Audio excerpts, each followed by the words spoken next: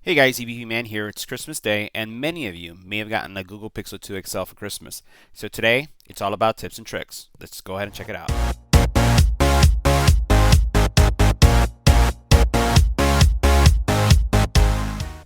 Now, first off, if you did get one of these phones this holiday, congrats. There are some issues still. Now, one of my favorite new features of the phone is the always-on display, and this is something that the Samsung Galaxy Note has had, and it's great to see it also on the Pixel. It's not something that comes in by default enabled, so let me show you how you turn that on. All right, so we're going to come to the top here. We're going to click on this little cog. We're going to come to display, and under display, you're going to go into advanced. Once you get to advanced, you're going to go to ambient display. That's just how they call it, always on. Go in here, and then you'll be able to turn that on. Now, what you could do is, there's a couple things here that you'll also find. So as soon as you turn that on, that means at any time that the sensor depicts or identifies that there's light in the room or in the area that you're on, that always on display is going to turn on. So if it's in a purse or if it's in your pocket or in your suit jacket or a backpack, it's not going to be on, so you don't have to worry about that. The other thing is that it's not going to be something that consumes a lot of power. You do have the ability to also see notifications as well, and then you can double tap to check the phone. So I would enable those features so you can see how they work. Now the next feature I wanted to share with you is also in the settings area, and this feature is all about music. Now, there's been a lot of TV commercials and I would say ads on the internet around how the Pixel can listen while you're listening to music. And just as some of us use Shazam, the phone can tell you what music is playing, and it could do it automatically. So if you're really into music and you find yourself, you're the person that's at the mall or someone that's at a cafe, a coffee shop, and you're hearing that song, you're like, what's that song? And you're always going into your phone, you can turn that on automatically. Let me show you how that works. So we're going to go into settings, right? You're going to go into sound, and under sound, you're going to go into advanced. You're going to come down to where it says now playing. Choose that. I have it off, but when you turn that on, what will happen is on the lock screen, you're going to see the song that is playing because it's actually going to be listening as it hears music. So that will be an auto setting, and you'll never have to look up the song or go like to Shazam or ask Google what's the name of that song, because it's automatically going to do that. Now the other thing I would enable are the gestures, and there's quite a few gestures in stock Android. So what we're going to do is go down to System, and under System, we're going to next choose Gestures. And here you have a couple things. You have Active Edge, you have Swipe Fingerprint for notifications, Jump to Camera on, Flip Camera, and Double Tap to check phone. Now, if I turn on, let's do this so you can see how this works. If I choose this option, when I swipe down on the fingerprint sensor, the top area where all your toggles are is going to come down. We're going to see that in a second. The other thing that I like about this is the Active Edge. Now, the Active Edge is a new feature that we've seen introduced this year. HTC has done this as well. And what you can do is by squeezing your phone, a specific function is going to take place. So notice it says squeeze for your assistant. So I'm going to show you that. This is where you turn it on, and this is also where you would calibrate it. So let's take a look at first the squeezing function. So I'm going to go ahead and squeeze, and you'll notice that the assistant came up just by squeezing. That's what that does. Now the swipe, what I'm going to do is I'm going to swipe, and you notice how this came up. All right. So you have the ability to just use those couple features. Now the neat thing also about any of these, especially if you're concerned about turning things on, is when you go into it, you have this little illustration. It's going to show you what this is all about. So here you can quickly jump to the camera by pressing the power button twice, and it works from any screen. So this is another quick way to get your camera going. So we have the power button right here on the side. So I'm going to do is press it twice, and when I do it, there's my camera. So this is a great way. Instead of trying to have to fiddle with your phone and try to figure out where your camera settings are or go to that camera button, especially if you have kids or you're trying to get that one picture that is just happening, you could just do that double tap. And remember, all that stuff is found under gestures. So experiment with all of these, because you can flip the camera, you could do double tap to check the phone, and again, when you go on to each one of these, you're going to be able to see what this does. So for example here, if you want to flip the camera forward, like go from I would say the back facing camera to selfie mode, all you do is do like this and it does it. So a lot of little convenient features right there. So now if you're coming from another Android phone, you may be used to having that little LED light that is showing and telling you that you have some type of activity that took place. So these are notifications. And you notice right now I don't have any. So what you could do is go into settings again, you go into apps and notifications, and then you go down to notifications. And what you would do is you would enable blink light. So that's what you would do. You turn this on, oops, sorry, and then what will happen is the next time you get a notification, you're going to see a little LED that's going to blink, letting you know that something's taking place and that you should look on the phone to identify any kind of notifications. Now, managing space on your Pixel is important because you don't have expandable memory. So what we're going to do is we're going to go into storage, and in storage it's going to give you the ability to free up space. Let me tap on that. And I have a couple apps here that I can look at. So I can use the default action, or if you've installed files to go, you can use that. I'm just going to choose just one so you can see what's here.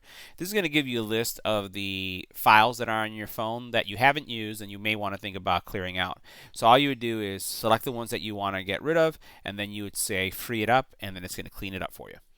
Now, as we talk about storage, there's one thing that I find many of my friends forget, and that is that with the Google Pixel phones, you get unlimited photo storage. But many people forget to turn on the backup. So let me show you how you turn that on. So you're going to open up Photos, and then once you go into Photos, you're going to go into Settings, and you can choose Backup and Sync. Under Backup and Sync, you're going to choose just Backup and Sync. That's pretty much it. Now, if you're taking videos and you're doing photos, and as you know you have unlimited backup and storage, you can keep your phone pretty clear of clutter too of existing photos. You'll notice there's an option here that says free up space. So I have 5.52 gig worth of images that I can remove off my phone, and since they're stored in original state, full resolution, it's going to give me up to 5.52 gig of free storage, or free up storage. So I would definitely do this as you take pictures, especially during the holidays, because a lot of us are taking pictures, doing videos, and then once you're sure that they're all backed up, you can go ahead and do that. Now, the next feature I want to show you is Smart Lock. Right? And now, to get here, you do Security Location, and then you go into Smart Lock. Let me enter my PIN so I can show you what it's all about. Now, Smart Lock is a great feature, especially for those of you who want to keep your phone unlocked under certain conditions, right? And it's not every condition. But let's say, for example, you're in your car and you're connected to the Bluetooth. You don't want your phone locking up, especially if you're want to make sure that you have access to it. You also, if you're on a run and you have your earbuds connected to it, you may not want it locked either. So there's several ways that you can use Smart Lock. You can do on-body detection, which I don't do.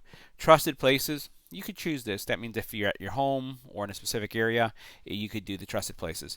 You could do trusted devices, and trusted devices is what I do the most.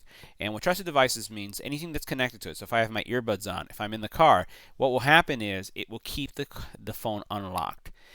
Great feature, especially if you're looking for that accessibility.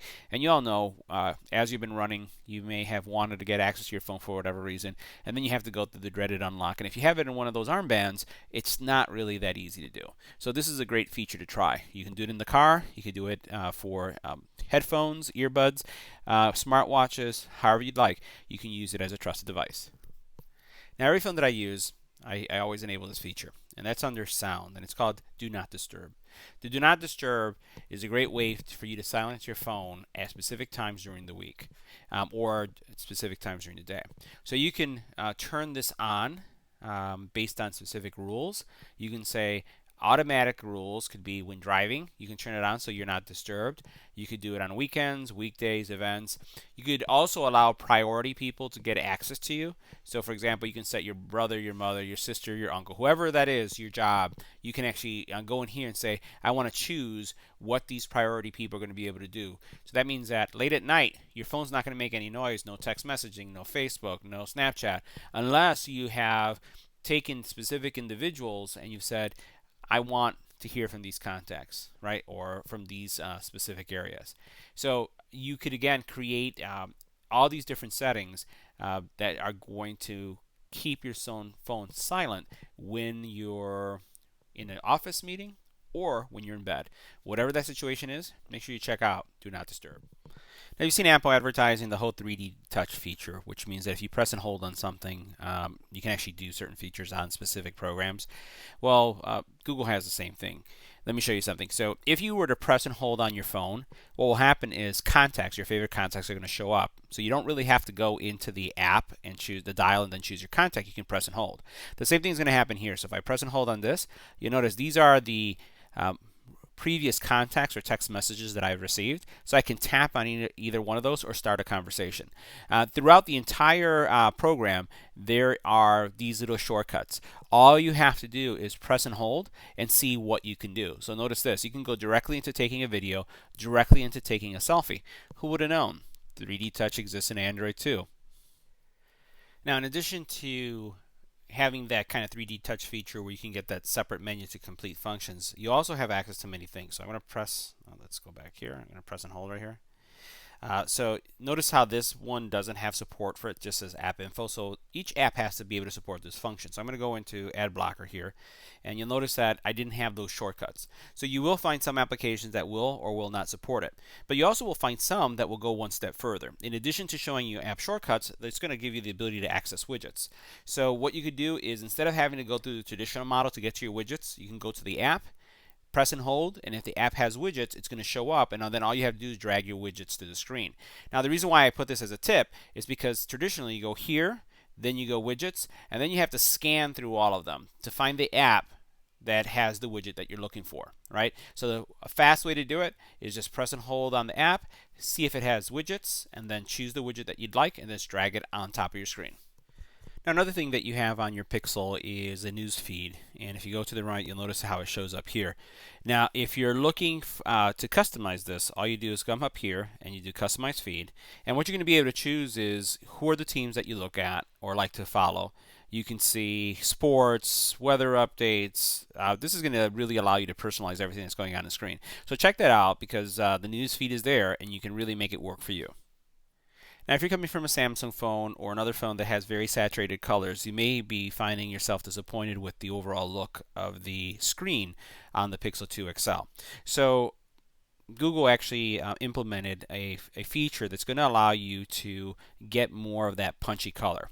So you go into display, go into advanced, and then choose colors. And under colors, you'll notice that you have natural, you have boosted, and then you have saturated. So natural is kind of plain, boosted is a little bit more colorful, but then saturated has more of a punch. It's not to the same level of a Samsung phone, but you can change it to the saturated level to get that more of the brighter reds, yellower yellows, if you can say that, or more orangey oranges. So check that out if you're not satisfied with the colors. So that concludes my tips and tricks for the Google Pixel 2 XL. I would love to hear which ones would you recommend for everyone who's watching these videos. Leave them in the comment area, and then please, by all means, hit that subscribe button. Help the channel grow, and thanks for watching.